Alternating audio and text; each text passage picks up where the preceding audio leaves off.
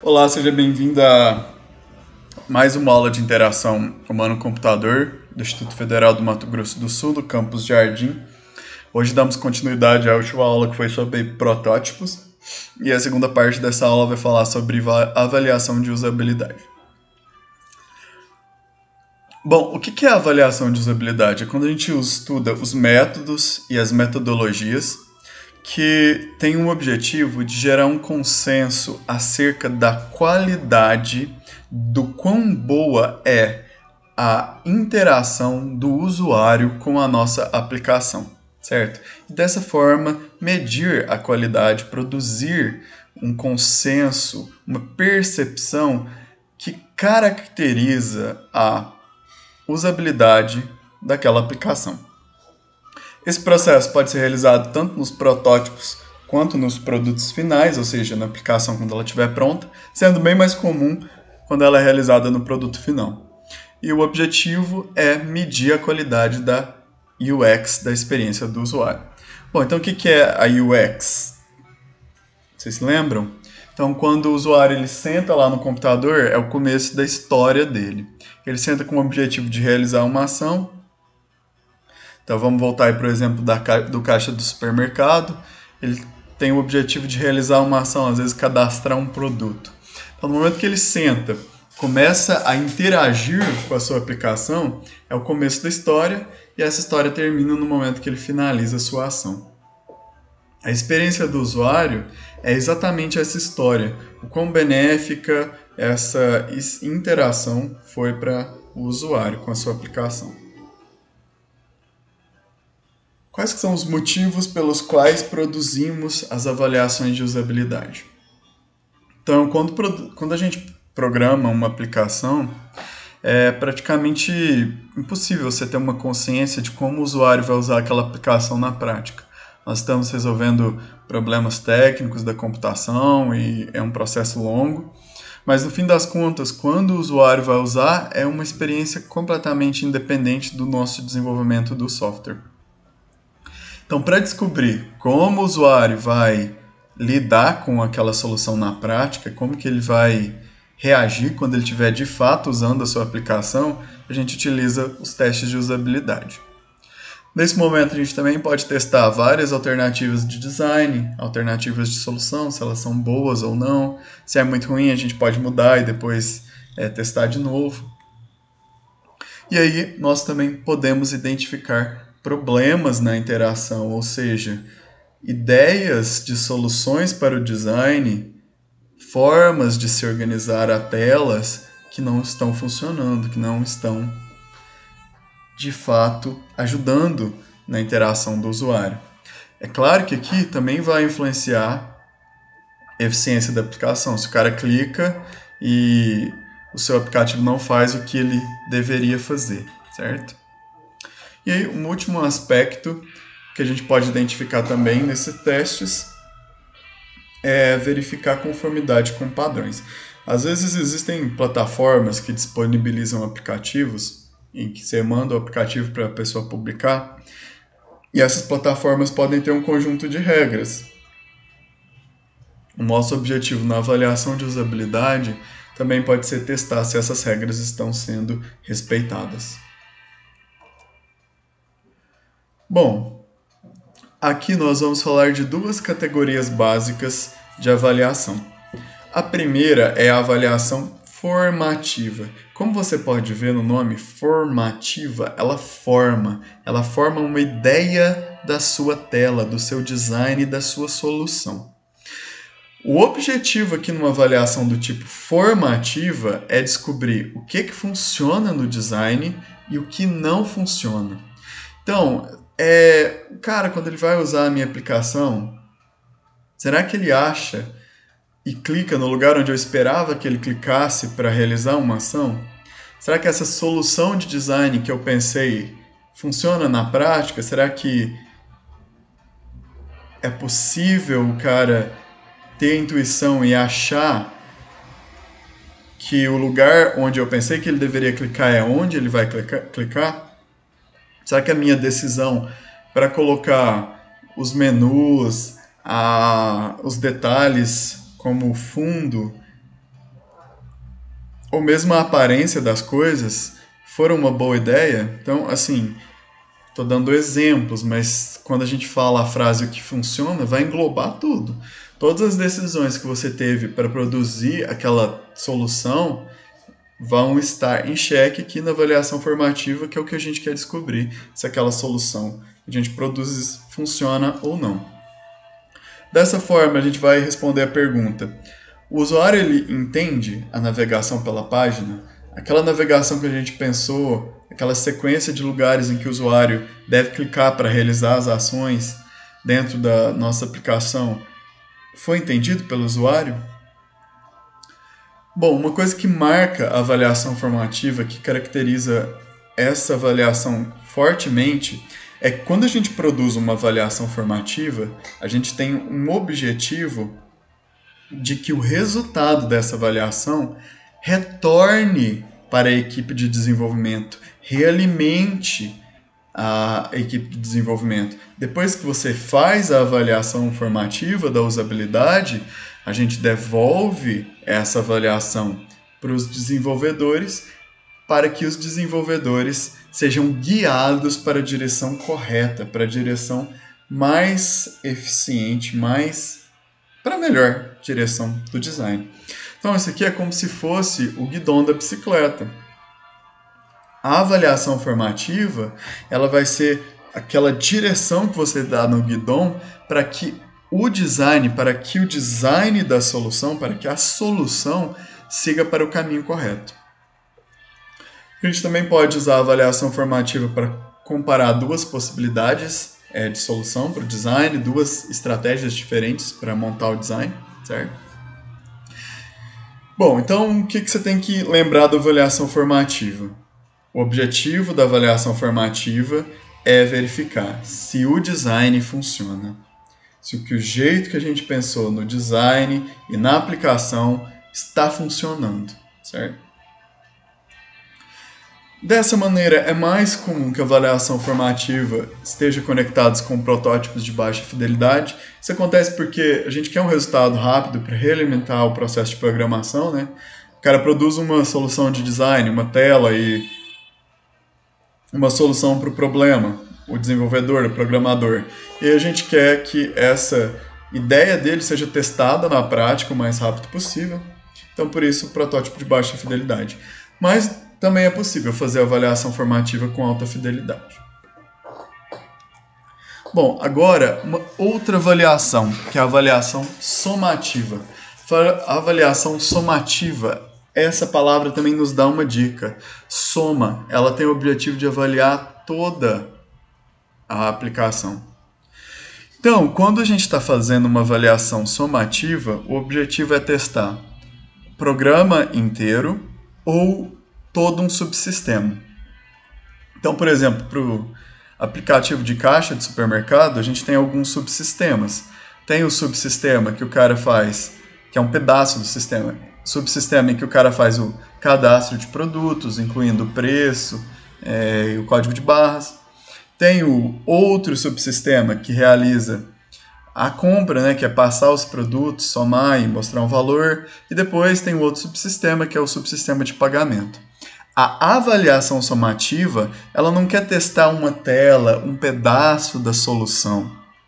A avaliação somativa tem como objetivo testar todo o programa ou pelo menos um subsistema inteiro, certo?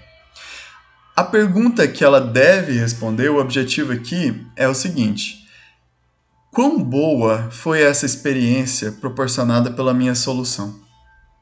Esse meu design causou uma boa user experience ou não? Certo? Então, é um objetivo diferente da formativa que quer identificar o que funciona ou não. Aqui a gente tem que testar, a gente tem que focar na experiência que o usuário teve na sua aplicação.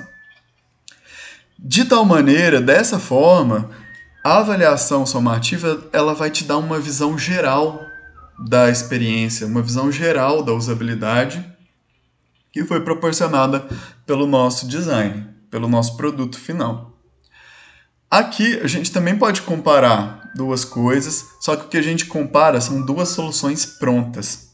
É comum que a gente utilize a avaliação somativa para comparar a nossa solução com uma solução concorrente. Sendo que quando produzimos um software, geralmente a gente tem que ter uma vantagem, né, competitiva. E essa vantagem pode vir sobre vários aspectos. A gente está gerando um novo software que é mais eficiente do que o concorrente, porque o nosso software é gratuito, do concorrente é pago. Sempre vai existir uma vantagem, né, obviamente, senão não valeria o trabalho de gerar uma solução concorrente. E aí, na avaliação somativa, a gente pode comparar duas soluções ou mesmo duas versões de um mesmo software.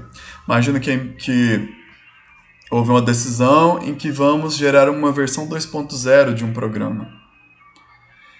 Dessa maneira, a gente pode comparar a versão antiga e a versão atual e ver se de fato a nova versão que está sendo desenvolvida no momento é melhor do que a antiga, em que ela é melhor e até que certo ponto. Beleza? A avaliação somativa é muito mais associada com os protótipos de alta fidelidade. Então, vê aqui, a avaliação somativa testa todo o sistema, testa toda a experiência do usuário. Você acredita que seria uma boa ideia fazer com um protótipo de baixa fidelidade? Não estou falando que é proibido e impossível, mas se você tivesse que fazer uma avaliação somativa num protótipo de baixa fidelidade, você teria que ter inúmeras, dezenas de histórias, de sequências de storyboard, que foi o que a gente estudou na última aula, né? Uma sequência de telas, para você poder testar toda a aplicação. Então, é bem incomum. E aí, um ponto, uma marca que a avaliação somativa deseja esclarecer é a seguinte. A gente pode chamar isso de milestone, que é tipo uma marca, um marco. Acho que marco é uma boa palavra nesse momento. É o marco no processo de desenvolvimento de software. E esse marco é o seguinte. O design está bom o suficiente para ser lançado no mercado? Ou essa solução está tão ruim que vai sujar o nome da minha empresa? Então é isso que a gente deseja esclarecer numa avaliação somativa. Ela é caracterizada por isso, para definir se aquela solução está boa ou não o suficiente para ser lançada no mercado. Bom, agora a gente vai parar de falar de categorias. Essas categorias elas são mais complexas. Se tiver alguma dúvida, você pode me procurar por e-mail. Porque elas são formas de compreender o que acontece na prática. Então, se a gente categoriza como somativa ou formativa, mas são conceitos teóricos. A partir de agora, a gente vai estudar coisas mais simples, que são técnicas. Bom, as avaliações como técnica de inspeção é uma categoria de teste de usabilidade cujo as pessoas que realizam os testes são especialistas, pessoas com muito conhecimento na parte da informática ou mesmo conhecimento das pessoas que estão utilizando a aplicação, psicologia ou mesmo do domínio da aplicação. Lembrando que o domínio da aplicação é o conhecimento do problema que a sua aplicação está resolvendo. Então, por exemplo, e o ambiente também daquela aplicação. No caso do sistema de caixa eletrônico, o domínio seria o conhecimento sobre como funciona um supermercado, e os produtos, quem trabalha lá, certo? Então, esse é o domínio da aplicação. Só para confirmar, na técnica de inspeção não existe utilização do usuário. E uma coisa que marca bastante, vou bater bastante aqui, é que na técnica da inspeção, o resultado dessa avaliação vai ser muito dependente do conhecimento e da experiência do seu time de especialistas. Bom, agora a gente vai falar de uma técnica que é uma das técnicas da inspeção, que é a avaliação heurística. Dentre as técnicas de inspeção, a avaliação heurística é provavelmente a mais utilizada e a mais aceita no momento. Você pode ver que Nesse diagrama foi representado o processo, e apesar dele ter bastante bolinhas, ele é extremamente simples. E aí, nos próximos slides, a gente vai ver cada uma dessas bolinhas, certo? Então, o processo começa com essa fase da instrução, em que a gente vai orientar a nossa equipe de testadores, a equipe de especialistas. Depois segue com essas várias bolinhas em paralelo. Cada uma dessas bolinhas representa uma pessoa testando a sua aplicação. Depois que todo mundo testa, vem a compilação, cujo objetivo é juntar em um documento só o resultado de cada um dos testes. Depois que a compilação está pronta, a gente pode analisar os resultados dessa compilação e dizer quão severos, quão problemáticos esses problemas identificados são. Isso se chama classificação da severidade. Por fim, depois que a gente classificou os problemas, vem as decisões de design, que é você olhar para os problemas que foram identificados e definir de que forma eles serão solucionados. Bom, uma etapa que vem até antes da avaliação heurística, mas que sempre inicia o processo de avaliação heurística, é o recrutamento dos especialistas. De novo, quando a gente faz uma avaliação da inspeção, cuja avaliação heurística é um método possível, o resultado da nossa avaliação depende do quão preparado a sua equipe de quanto conhecimento os membros da sua equipe têm. Então, se a sua equipe de avaliação é formada por pessoas com bom conhecimento, com bons especialistas, o resultado vai ser bom. Se, pelo contrário, é formado por especialistas inexperientes que não têm conhecimento, o resultado da avaliação não vai ser bom.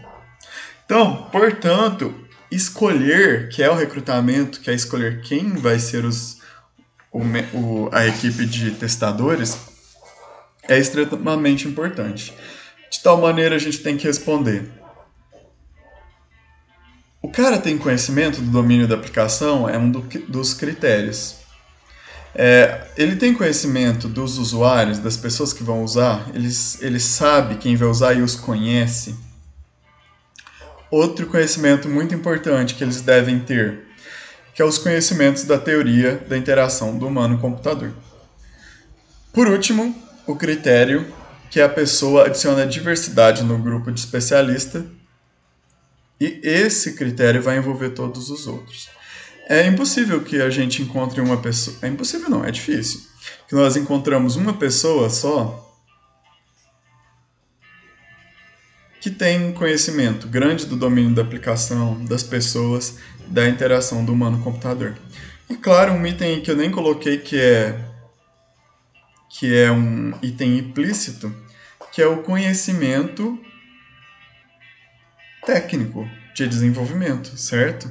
Conhecimento da área de tecnologia da informação. Um conhecimento tão óbvio que nem destaquei no slide. Se ele é um especialista, obviamente ele é um especialista nessa área de desenvolvimento de software.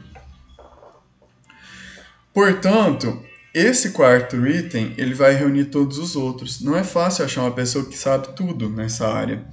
Então, o nosso objetivo é encontrar pessoas que saibam pelo menos um pouco de cada uma dessas coisas e sejam especialistas nessas coisas. Então, a gente vai achar um cara que manja muito do domínio da aplicação, um cara que tem um grande conhecimento de programação, uma pessoa que tem grande conhecimento da interação do humano-computador. E aí o objetivo é que esse grupo ele seja diverso no seu conhecimento, que no fim a minha equipe tenha pelo menos uma pessoa que tenha o conhecimento de cada um desses critérios, mas mais do que isso, pessoas que têm opiniões e visões diferentes sobre a vida e até a tecnologia, pessoas mais velhas, pessoas mais jovens, pessoas mais especializadas, menos especializadas. O objetivo aqui é alcançar a diversidade, porque se o meu grupo de especialistas é diverso, o resultado da avaliação vai ser bom. Bom, de fato, agora a gente pode começar em si o processo da avaliação heurística, que começa com o processo de instrução. Bom, a instrução ela vai acontecer depois do recrutamento e antes dos testes em si, e o objetivo é que você nivele todos os membros da equipe e providencie para eles algumas informações que todos devem ter.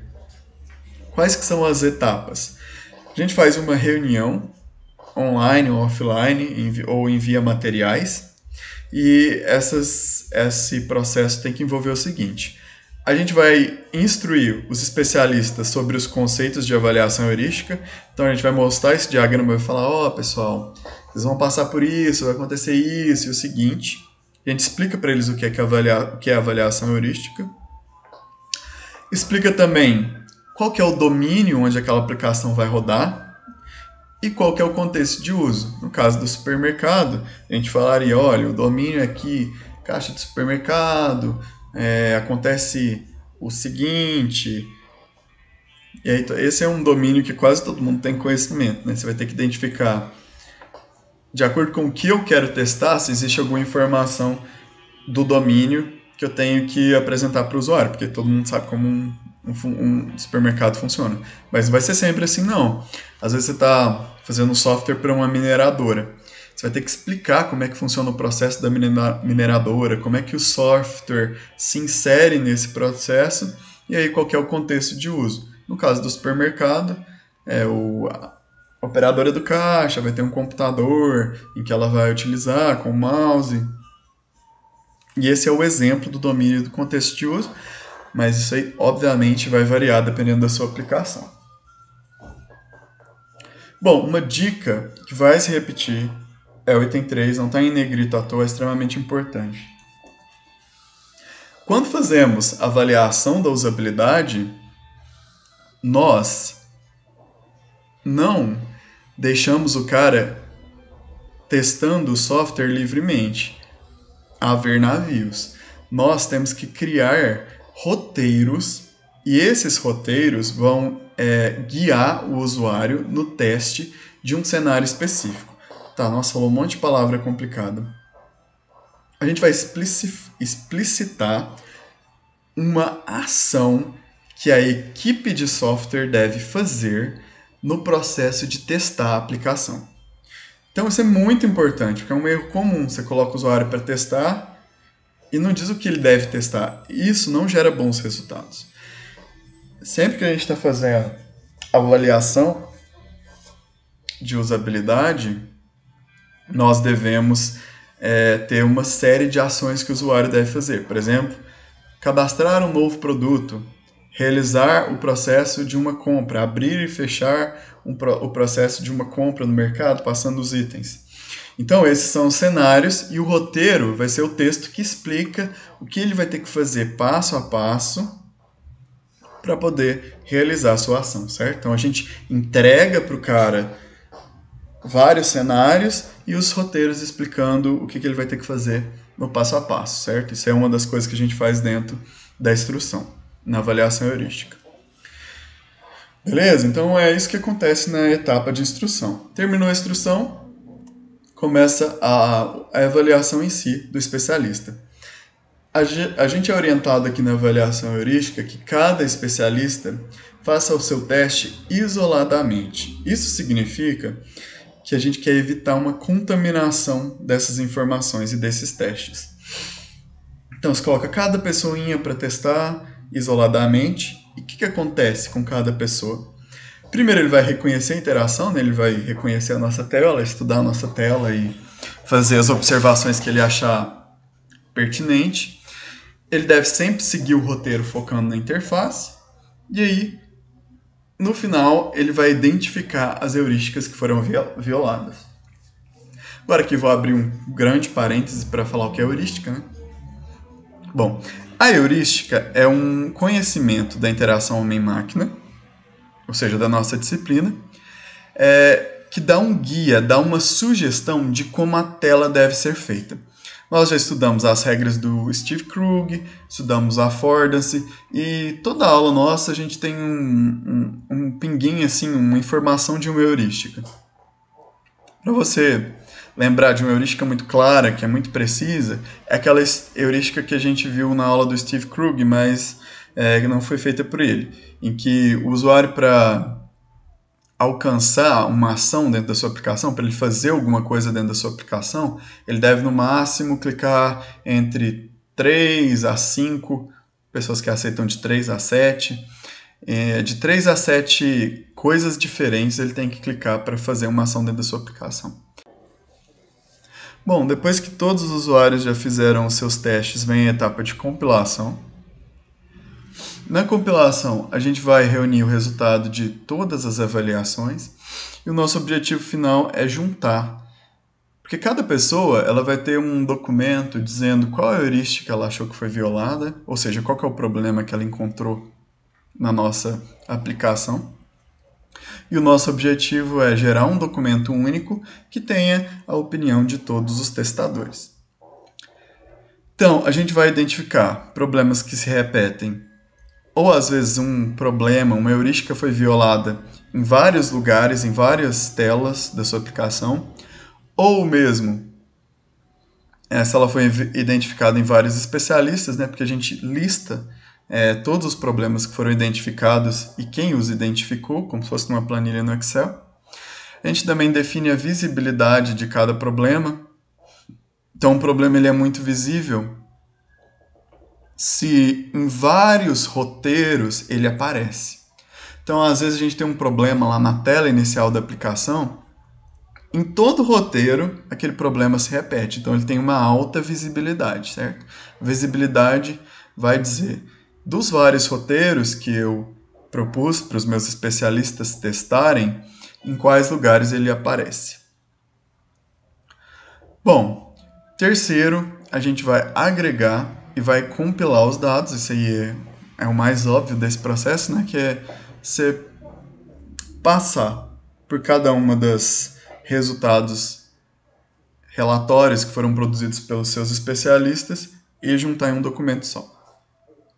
Então, a gente pode fazer uma reunião para discutir isso, depois que o documento tá pronto, né? Antes, é importante que você colete os relatórios, as opiniões das pessoas e depois faça a reunião. Porque uma pode influenciar a outra e esse não é o objetivo da avaliação heurística. A gente quer evitar esse tipo de coisa. E aí, em vermelho e negrito, uma coisa muito importante é que a gente não rebate e discute os problemas. A gente não fica questionando os especialistas, certo? A gente vai produzir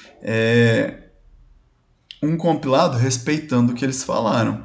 É claro que nem sempre a gente vai seguir, não vai ter uma etapa a etapa final que a gente vai discutir isso, mas a gente não debate e não rebate os problemas, certo?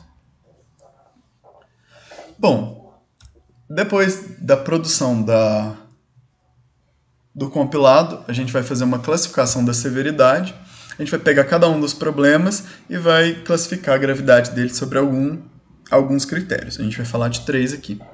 Frequência é a gravidade que se relaciona ao fato de muitas pessoas, muitos especialistas diferentes, terem achado aquele problema. Então, se muitas pessoas acharam esse problema, então ele é bem mais grave. O impacto é o quanto esse problema atrapalha na experiência do usuário. E eu dei sugestão para vocês, mas existem várias. Você pode usar números também e fica aberto, não tem muito precisão nesse caso. Eu sugeriria você usar grave, normal e baixo. O impacto é grave, normal e baixo, mas você pode... Aí é aberto, né? O jeito que você quiser classificar e dar palavras para classificar esse impacto que você achar melhor. Terceiro, persistência. A persistência é quando um problema aparece em vários outros lugares da tela, certo? Então, às vezes a gente tem aquele problema de precisar de muitos cliques para usar a sua aplicação. É só um exemplo. Como é uma heurística, não é verdade ou mentira. Vai depender da sua aplicação e vai depender também do especialista, da opinião dele.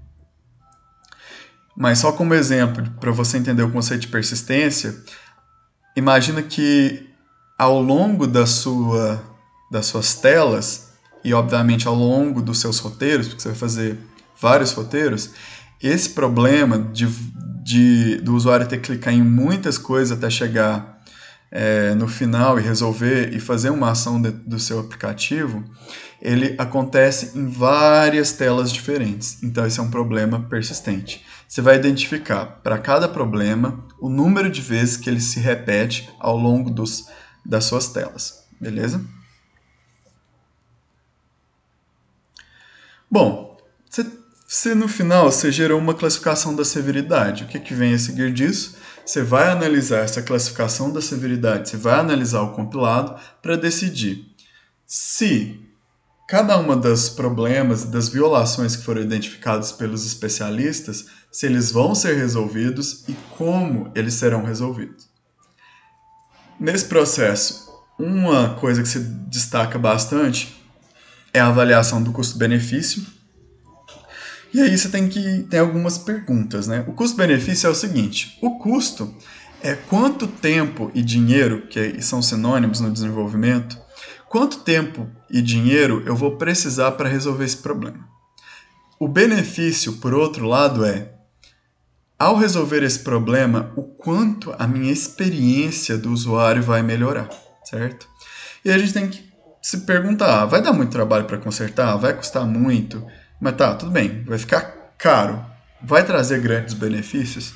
E aí você, profissional de design, você tem que ponderar tudo isso.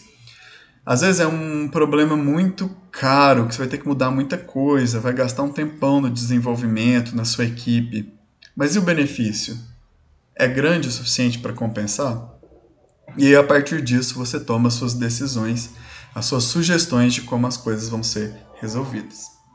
Bom, foi isso de avaliação heurística, agora a gente vai estudar um outro método.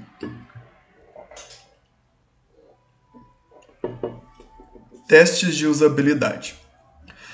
Bom, ao contrário da avaliação heurística, o teste aqui ele é realizado pelos usuários, não é pelos especialistas. Então, aqui não é uma técnica de inspeção, certo? É outra técnica. Não pode ser classificado como técnica de inspeção.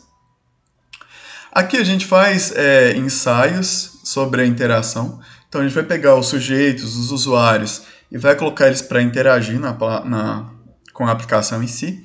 E o nosso objetivo é sempre coletar informações. A gente grava a tela do computador, grava o rosto do usuário e também aplica vários questionários e depois, no final, todo esse material vai ser analisado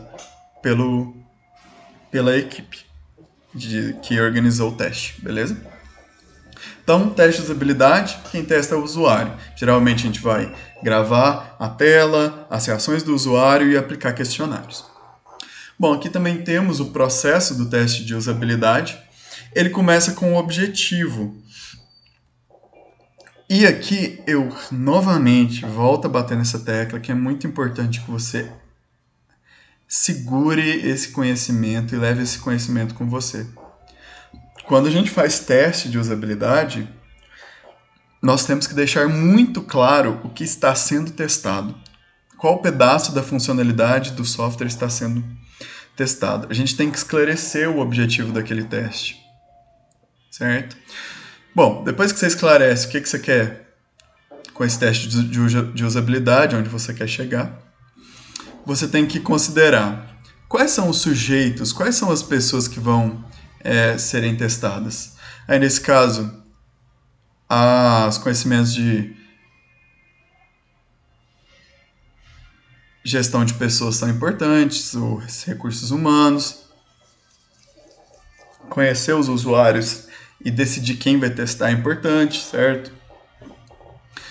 E, obviamente, e outro detalhe importante é como essa pesquisa envolve várias pessoas, a gente tem que estar sempre preocupados com as questões de ética para guiar o nosso processo de teste. De acordo com o objetivo, a gente cria vários cenários, certo? E cada cenário desse tem um roteiro. Então, vou bater de novo nessa tecla. Então, cenário. Cenário é registrar uma compra no supermercado passando 10 itens.